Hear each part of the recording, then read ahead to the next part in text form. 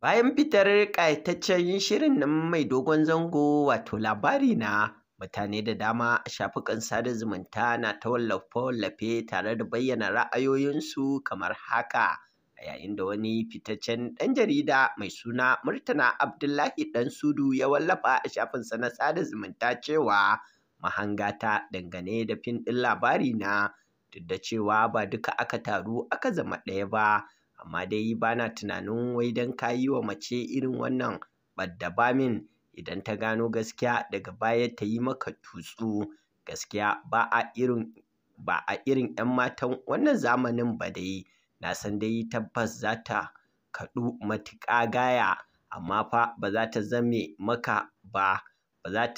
maka ba. Su kuma masu ganin kamar labarin ya ƙare saboda saƙon da ake buƙata ya bayyana, ba haka ba ne gaskiya, domin ni a tunanina ma yanzu aka buɗe sabon shafi na labarin, domin kuwa dole Al-amin zai ba da labarinsa da kuma dalilin da ya sa ya ɗauki waɗancan mataki na yin ɓadda-bami.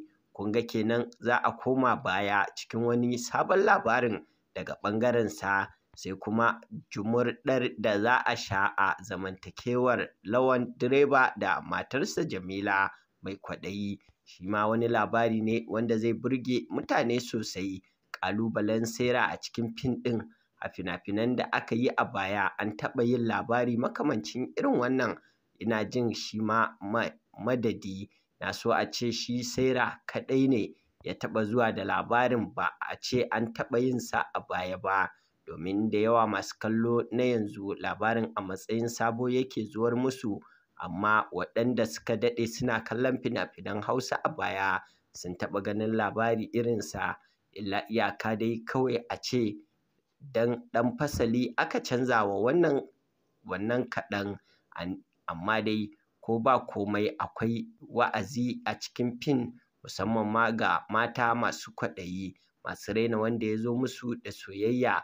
Duk da dai ba zai yiwu a ce duk talakan da ya zo wajenki ya kasance shi ma irin Al-amin ba ne wanda ya yi ɓadda-bami, amma dai akwai buƙatar ki girmama wanda ya ce yana son ki duk talaucinsa, saboda ba ki san me zai zama ba a nan gaba. A ra'ayina na so a ce labarin ba haka ya zo ba.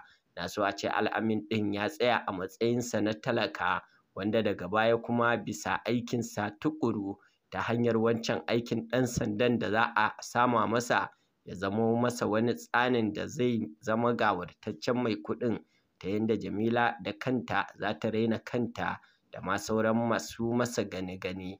Domin abin da aka yi yanzu a fim kamar ya yi wuri. Wannan dai fahimta ta ce, a cewar Murtala Abdullahi Ɗansudu, ƙwararren ɗan jarida a gidan rediyon Freedom Radio Najeriya da ke jihar Kano ta Dabo, Najeriya.